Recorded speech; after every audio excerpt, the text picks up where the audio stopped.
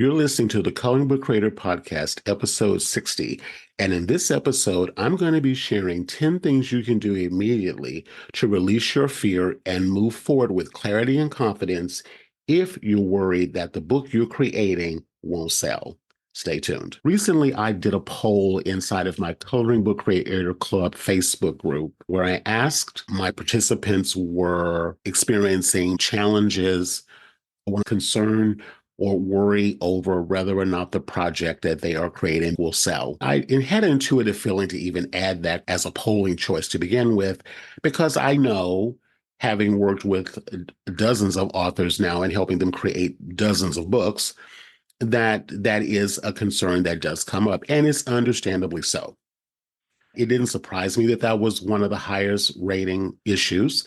And of course, it inspired me to do a podcast episode around it because I'm going to be opening the doors again to the next cohort of my coloring book and digital planner creator society program. And I know this is a question and a concern that's going to come up immediately when I saw that response. I knew what steps I wanted to cover because I've seen it in my own experience. And I wanted to make sure that I covered it so that you listening, as you are maybe thinking about creating a book, or if you already have books out there already and they just aren't selling as well as you'd like them to, these tips will help you in that regard. So the first one, number one, you're seeing on the screen. If you're watching this on YouTube, if you're listening on the podcast, you can also click on the link and go over to YouTube and go check out the video version of the podcast over there. So I'm now doing it audio and video now. So number one is first do your due diligence. And what I mean by that is do your research. We can have all kinds of ideas and things that we have a personal interest in that we think would be something that would be fun to make a book around. And that's always a good place to start. But when we are trying to create something that we want to put in the marketplace, i.e., have it sell, it also needs to be something that the marketplace has already expressed interest in. In this context, we don't necessarily want to be first at market, meaning that there's not an established audience already looking for this type of book. Now, I want to be clear. When we are looking for potential ideas for books we might want to make, and let's say we go into Google and we type in the subject matter of our book and we see options come up, that's first of all a good thing. And then, of course, those search results are usually pointing towards Amazon or Etsy listings. And of course, we want to check those listings out. And so I want to make a point here by saying that if you're doing your due diligence, your research, and let's say you have an interest in flowers and you want to make a flower coloring book or a journal planner that focuses on flowers or, something around that nature or around that, design. And you go and do your due diligence, you go do your research, and you find there's not only one, but maybe even a dozen books or more on the similar subject. I want to make sure I say this is don't become discouraged and say, well, that's already been done. I can't do it. Quite the contrary. If you're seeing other titles out there already in the genre in which you want to create your book around, that's actually a good thing because those books wouldn't exist if there wasn't a market for them, meaning people looking to buy them. Now, I deep dive into this in great depth in a resource that I have, which is right now currently a free audio course where it helps you validate your coloring book idea before you make it. I'm going to put the link to that also here in the show notes or in the YouTube description so you can go check out that course.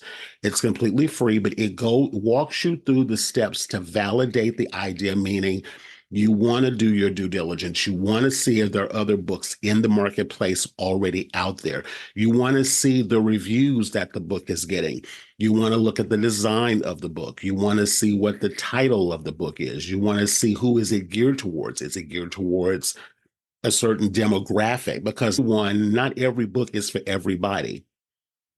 The other thing I want to say too is if someone buys, let's say, what you would construe as your competitor's book, why would they not want to buy your book too? I'm very familiar with the coloring book space with the people who purchase the books. And if they love a book, they'll buy it. They'll buy multiples of different authors' books. So I wouldn't worry about competition in that respect. But again, in the audio course, the validate before you make it in my coloring book prep idea prep guide. I walk you through how to research the market, how viable it is, to see how you can then find your place in the market. Because that's all you really need to do. You need to find your place in the market. Maybe instead of a book on flowers, just very general, maybe your book is focusing only on one type of flower. That could be an option. Or perhaps your book could be positioned around people who are also wanting to learn more about gardening. Maybe that's a particular positioning that you could do with your book that would make your book a little different. So let's say if you are a gardener and you understand this particular kind of flower, how to feed it, what kind of soil it needs, little secret hacks and things that you know about that the general layperson who's not a gardener but has an interest in it wouldn't know, but you can share those on your book as well. So you could share things beyond just coloring pages. You can share gardening tips. Let's take it a step further. Let's say even that you know how to take the petals from a certain kind of flower and even make teas out of them and other types of, there's some flowers that are edible even. Look for what your unique point of differentiation is in the marketplace. Don't just make it just a book about flowers. Dive deeper into the genre, the area, the subject matter, and also do a check with your own area of expertise, because that's also going to influence what you put in your book and what's going to help yours stand apart within the marketplace, not from the marketplace, but from within it. Moving on to number 2, pick an idea that you can truly get behind. It's going to take some time to put your book together, but not just that, because it's not just about creating the book and putting it up on Amazon and then off you go.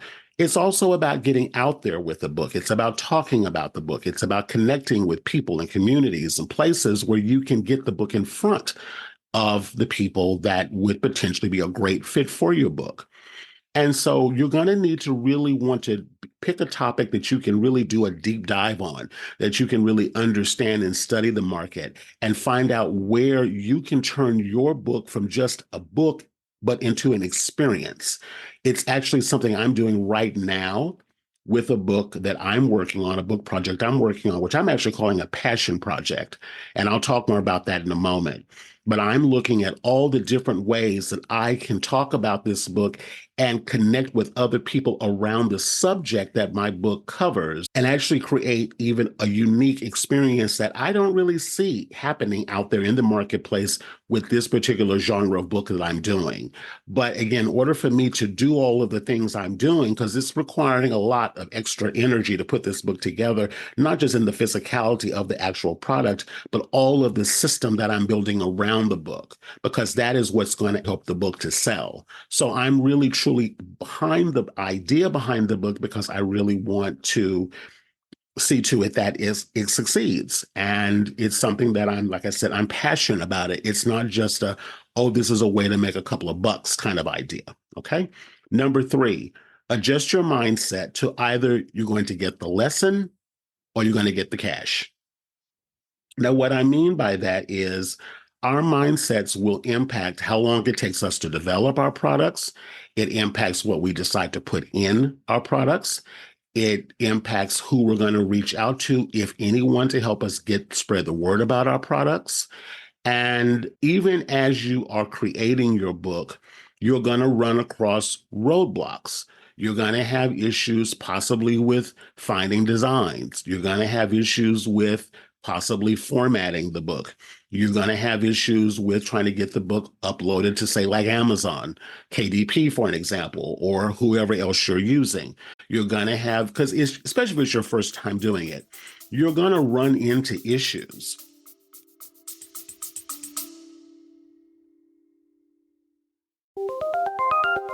So now you have an idea for your first or perhaps next coloring book, planner, or journal, or a combination of all 3. That's perfect.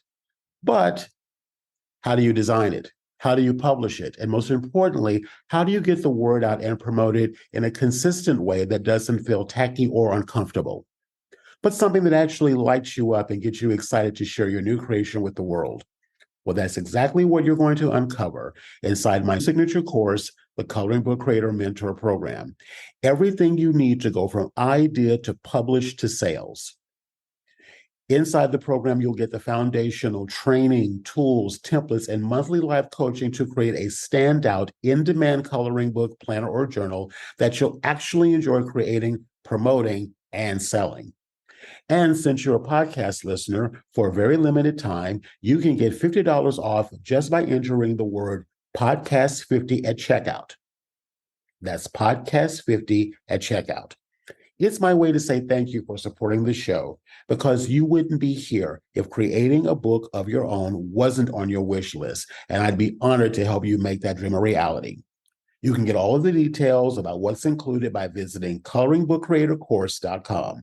That's coloringbookcreatorcourse.com. Now back to the episode.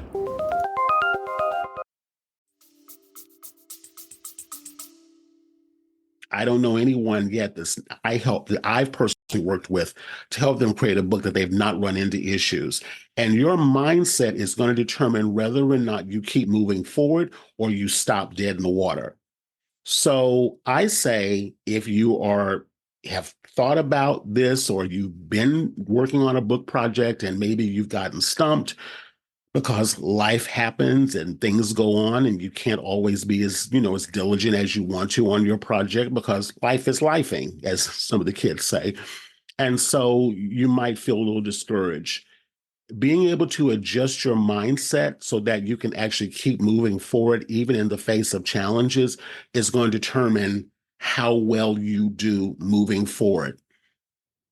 And I've had situations just with the tech alone where I've been trying to upload a file and it's not working, or the margins are off and my artwork is going over the trim line. And if, I have to keep going back in and readjusting the file and re-upload it again and look at it and it's still, still not right. Or I get the proof back from, let's say, the printer and the color is off, or there's some weird action happening on the pages that I didn't anticipate, or something I needed to do that I thought I may have done but didn't do, or whatever happened.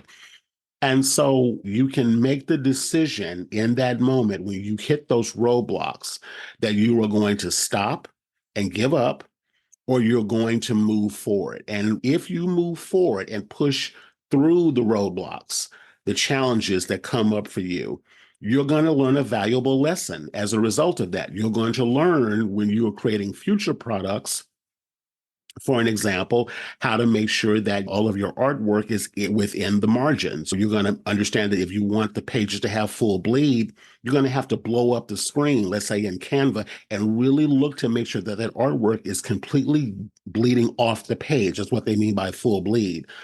Otherwise, what happens is when you upload the file, the service's computer system picks up on that and it rejects the file. So you have to go back and check things again. And sometimes things can be so minute and so hairline that you can't really see it, but the computer system picks it up when the file gets uploaded. That's a common one that happens, which is why I'm using that as an example.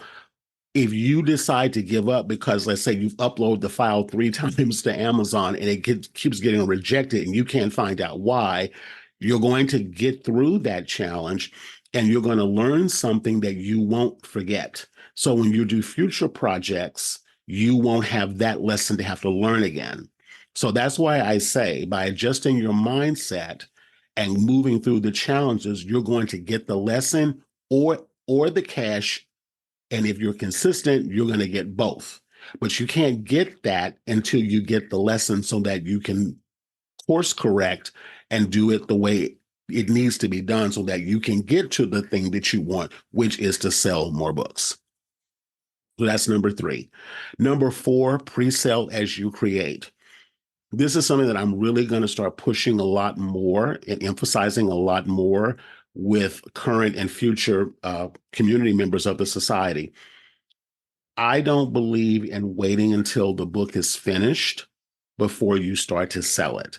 There are things that you can do to start generating interest in your project as you're creating it. As a matter of fact, I highly recommend that you do that, because you can do all your due diligence, you can research the market, you can see what's out there, find your point of differentiation, Pick an idea that you can get behind, get your mindset right so you can work through your challenges and all of that. But if you are not willing to put it out there as you're working on it to see if anyone would actually pay you for it, I would say that you could potentially be doing yourself a big disservice. And I'll tell you why. It's because as creators, we have the habit, I don't care if it's coloring books, jewelry, art, whatever, we have the habit of wanting to go into our cave and go do our thing and never tell anyone what we're doing, and then wait until the day that it's all buttoned up and published and everything looks great. And then we maybe do one or two posts and maybe tell one or two people, maybe a family member, a couple of friends, and it kind of just drops there as a thud. And all of that energy and time and challenge you went through to get the book done just sort of falls flat because you're not out there talking about it. So I encourage all of my students to do is to start building up audience as you're creating the book.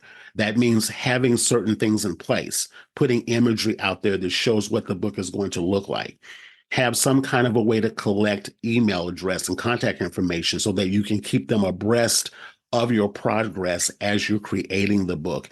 And yes, going so far as to offering the book for sale as you're creating it. Don't be afraid to ask someone to buy your book as you're making it. And I'll tell you something, if one person buys your book as you're working on it, that's going to be the fastest way to handle number three, which is adjusting your mindset. Because someone has actually paid you and you got to deliver on what they paid you for. So get your ideas out there, get your initial graphics out there so people can see what the book is going to look like. Even if you change things, at least get it out there so people can see it and ask them to buy. Ask them to support you in buying. You can offer it for a lower price than what it's going to be when it actually comes out. Pre-selling books is the number one thing that almost any New York Times best-selling author will tell you. As a matter of fact, pre-sales actually count more heavily towards the success of a book before the book hits the bookshelves. It influences whether or not you even make it to the New York Times bestseller list. So pre-selling is not only an acceptable practice, it's actually almost a required practice. And a lot of us in our space don't think about that. So again, you'll learn how to talk about your book. You'll learn how to get excitement generated around your book. And yes, all you have to do is say, it's available for pre-sale, available for pre-order. Maybe there's some bonus things. You can maybe give them a digital iteration of the book if it's physical or vice versa. And again, there's ways to do that. Community building, list building, and yes, asking for the sale. And nothing's going to light a fire under you faster than actually have collected money. Now you got to roll your sleeves up and get focused and work on your book. This ties into number 5, get in front of your book. This is just ties in perfectly everything I just said. Be willing to get on Facebook Live. Be willing to maybe get on someone's podcast or maybe start your own podcast. This may mean starting a Facebook group, doing TikTok videos, reaching out to other organizations that are aligned with your subject matter and asking if you can come on and be a guest in their group or on their YouTube channel or podcast. Speak to a local group. It might mean that you contact people in your local community centers, nursing homes, hospitals. If you've got an idea that would be of benefit to the community, find out where those people hang out in your community and pitch yourself as someone looking for an opportunity to talk about it. And make that the number one thing that you really do is how can I find opportunities to get in front of my book and share it, just freely share it and you never know what opportunities can open up for you, but you've got to be willing to ask for them. So that's what I mean by getting in front of the book. All righty. Now let's move on to number 6. Number 6 is claim your identity as a publisher author. This is what I mean by that. We as creators tend again to create what we create, and we do it and we kind of want to do it behind the scenes and in silence.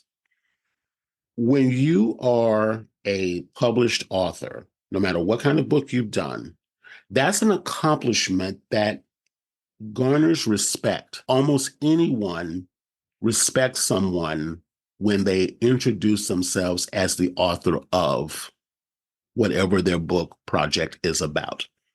People look at you differently when you introduce yourself that way. People obviously want to know what your book is about. Guess what that does? Opens up the pathway for you to be able to talk about the book project. But a lot of us have do the book and then we don't tell anyone. We don't talk about the book project.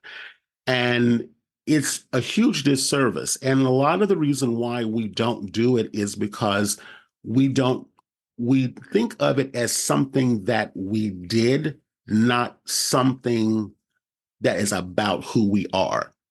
We are an author, we are a publisher.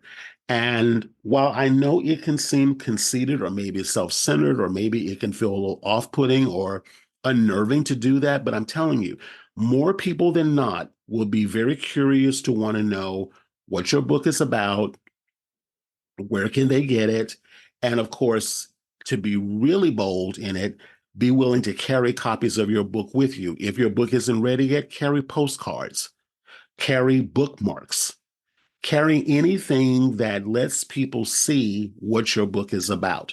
I recommend this highly because what drives identity drives action. So if I identify a certain way and I own that about myself and I freely share that information with people, if I've got something to leave them, either, like I said, a postcard or the physical book or a bookmark or whatever I do, it's first of all, most people aren't ever going to do that. So the fact that you do it will help you stand out. And if you put something together that people can go follow up on with, let's say, a landing page that you would create so that you can start collecting contact information.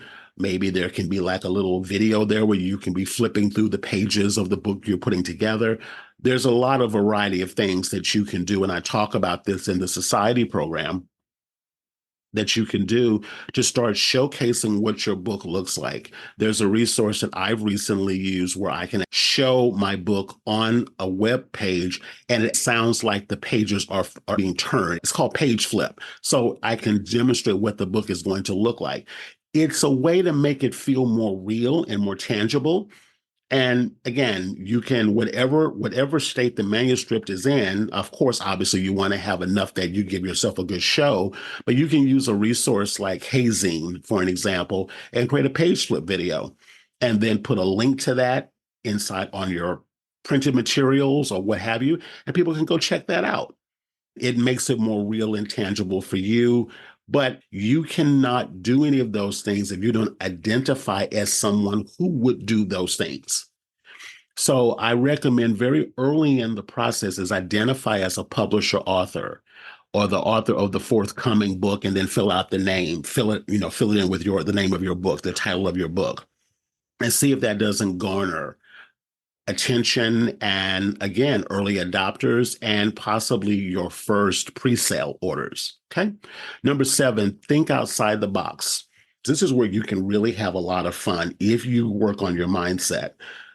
Again, don't just think about the book as the standalone in and of itself. Think about how can I align myself with people that would have the ear of the audience of the people who would potentially want to buy my book. I'll share an example of one of my Mentor Society students, Lisa Dolson. I'll put a link to her interview in the show notes here. Lisa is an illustrator. She is a pattern and surface designer. She designs patterns for fabric. And she came to me and wanted to create some of her designs as a coloring book. And she did that. It's a beautiful book. And it's called After the Rain. And again, I'll put the link to all that in the show notes. And one of the things I suggested to her, now when I made this suggestion, it was in the dead of winter in Scotland where she lives. But again, the point is that I said, why don't you check some of the local nurseries in your area or gardening centers or florists in your area and see if they ever have talks or have people come in to do presentations and things like that. Again, maybe you could come in on a Saturday and you can talk about the inspiration behind your beautiful book that's all based around flowers. The store owner is always trying to find ways to bring more foot traffic into the store. And of course, while they're there, chatting it up with you and potentially buying your book, they also can be there buying seeds and buying soil and pots and plants and things that they want to do. So what I'm saying to you is we think that the only place I can sell my book is in a bookstore or on Amazon. But when I mean by think outside the box, well, who are the ancillary services or businesses or people that has the ear of the audience I want to work with? How can I get their attention and get in front of them? You will have basically next to no competition in that regard because most people that are going to be coming to them aren't going to be selling a book. They are going to be talking about plants, for an example, in a gardening center or soil or seeds. You're coming in from an artistic perspective, an artistic bent, and showcasing the same subject matter, just in a different packaging. So that's what I mean by think outside the box. Think about what local businesses or online, who has the ear of my audience? And think of how can I craft and or bundle my book with something that this other business offers so that we can have a package that can go together. The book project I'm working on right now is called Parisian Pastry Adventure. And I'll be sharing more about that soon, but it's basically a book all about Paris. It has illustrations of coloring pages of obviously croissants and so on and macaroons and things like that. It also has a list of cooking schools and workshops that you can take in Paris, more specifically around pastries. It has a list of pastry shops in Paris that someone can go to. It has a day itinerary of someone that is on a culinary adventure in Paris can go do. It has pages in there where you can sketch. It has pages in there that you can color. It has where you can jot down your favorite recipes. You can jot down your shopping list. You can journal about your travel experience. It even has a link to a playlist of Parisian songs that I've put together, kind of like a cafe or coffee house kind of a vibe. So I'm really working on creating a whole experience with this book project. And what I'm doing is I'm looking for aligned businesses that I could collaborate with. Everyone from someone who arranges tours in Paris, that maybe my book can go into the welcome kit or the welcome bundle. I'm looking at, again, bloggers who are food bloggers or travel bloggers. I'm looking at people who do pastry classes online, either bread or croissants, or again, pastries, macaroons, whatever the scenario may be. I'm looking at that. I'm looking at people who maybe do sketching. So, sketching when people travel is a real big thing. And I'm going to be adding pages to the book where someone can sketch. They can color my pages or sketch their own. So, I'm looking to align myself with people who teach sketching, more specifically around travel sketching. But you're just seeing how what I'm sharing with you is I'm thinking outside the box. The last thing I'm focusing on is Amazon. I'm focusing on everything outside of Amazon. The book will be available on Amazon, at least that's the plan at the time I'm recording this, but that's not what I'm focusing my energy on. I'm focusing my energy and time on the audiences that have the ear of the person that I think this book would be perfect for and getting on their radar. That's what I mean by thinking outside the box. Okay. Number 8, know your work doesn't stop with the publication of the book. It's just beginning. And that's the truth. When the book is quote unquote published, that's when you really roll up the sleeves now. That's when everything I just said about how I am promoting my Parisian pastry adventure book, that's when my real, and I don't even want to call it work, that's when my fun begins, to be honest with you. That's when the fun begins because I personally don't want to do something that I want to be just passive about.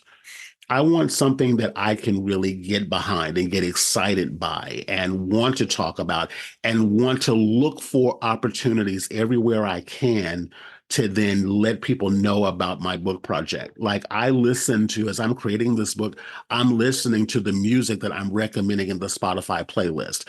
I'm getting myself in the headspace and in the mood to be able to try to understand this audience and how I want them to experience what I'm creating. So again, know that the fun really doesn't stop. with the publication of the book is just beginning. And always be in that space of looking for the next opportunity. And that ties into number 9, your one collaboration opportunity from a massive breakthrough. I don't know, with all of the contacts that I have planned for this book, I don't know which one is going to work. I don't know for sure that any of them are going to work, but I do know that it's not going to not happen because I didn't say anything or because I didn't contact these individual people. Because I know that one collaboration opportunity can have a massive impact on the people who receive this book and the sales of the book. Again, if we're relying on our own internal social media and you don't have a large following of potential buyers for that project, it's going to take a long time.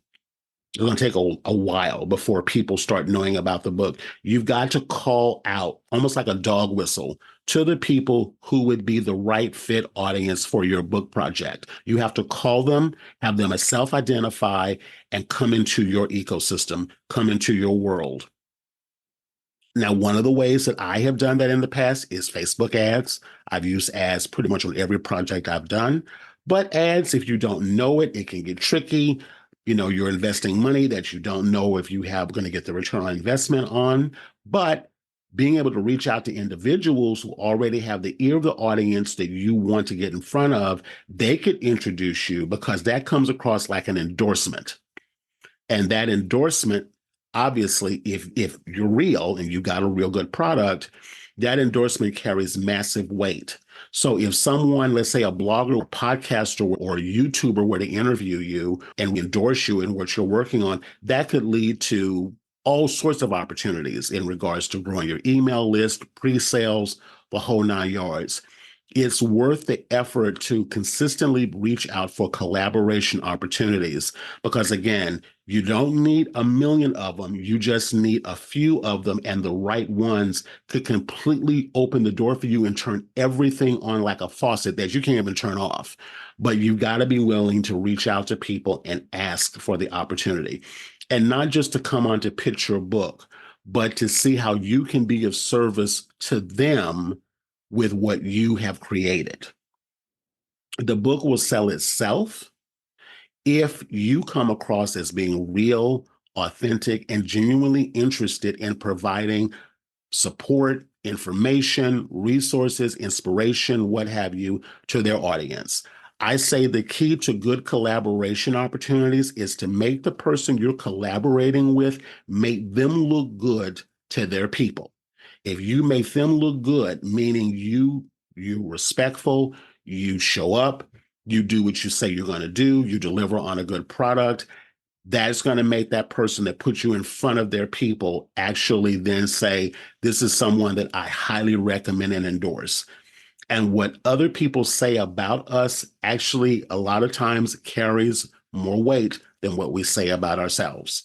So when I say collaboration is one of the things you should be actively pursuing, this is where it really does make, this is where it becomes true. It's a reality. The last one is forget being a Lone Ranger.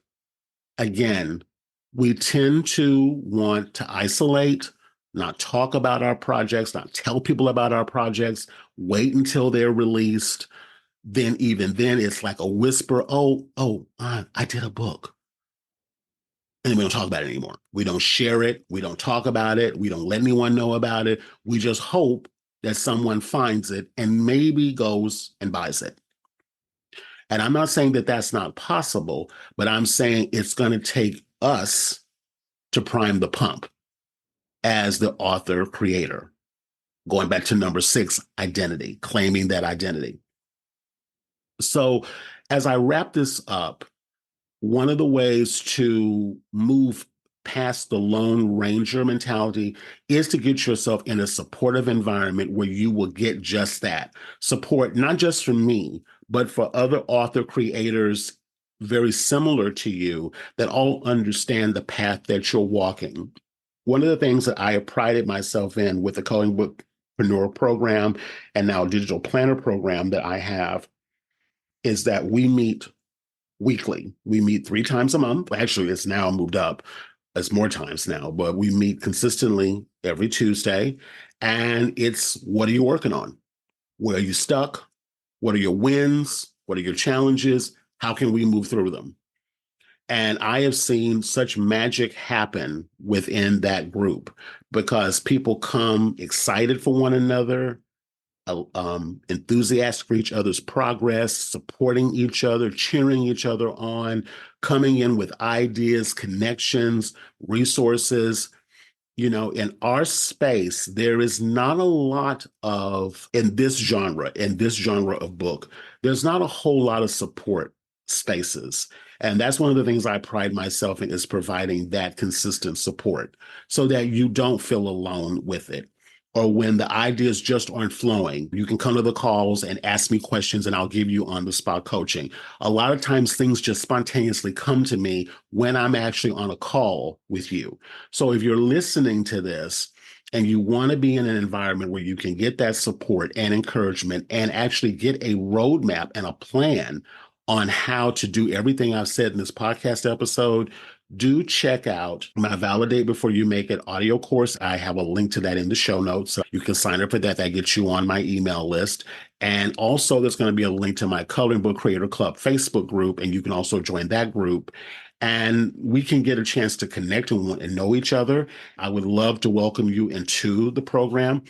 I love what I do, and I love helping creators get ideas, whether they're in their head or they are going to be in their head soon. I love helping them get that idea from within out into the world, and not just have it where it's physically in their hand where they can, have it for themselves, but to the people that would really love and appreciate what they've done.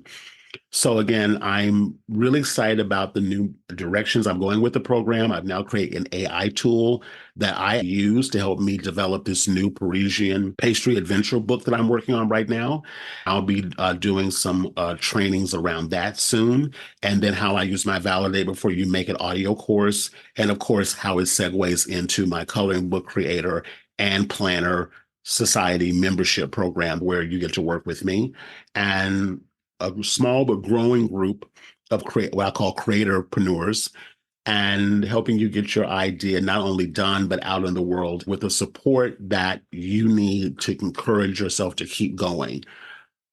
It's something that I didn't see in the marketplace. It's something that I'm proud, 2 years now, over 2 years now, I've had this program. And I'm just over the moon excited and happy about this. And if you're listening to this podcast episode, you've been thinking about doing this, you weren't sure how to get started, you weren't sure who could be the one to help you, I would be honored to have an opportunity to speak with you about being a part of it. So anyway, I'm going to go over the 10 points really quickly, and then I'll wrap up our episode. So the 10 things you can do immediately to release your fear and move forward with clarity and confidence so that you can sell more books. You've been worried about how you're going to sell the book. This is what you need to listen to. 1, do your due diligence, i.e. research. 2, pick an idea you can truly get behind. 3, adjust your mindset to either you're going to get the lesson or the cash. If you're consistent, you'll get both. Number 4, pre-sell as you create. Number 5, get in front of your book. Number 6, claim your identity as a publisher author. Number 7, think outside the box. Number 8, know your work doesn't stop with the publication of your book. It's just the beginning. I say know that your fun doesn't stop with the publication of your book. It's just beginning.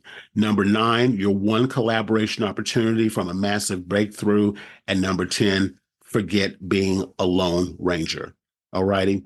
So thank you so much for listening to this episode. I've got so many more getting ready to come out. I've got probably about 3 already, probably another 3 more that are going to be coming out over the month of September. It's going to be a busy month, the month of September, as you're listening to this. If it's already past September, this is already passed.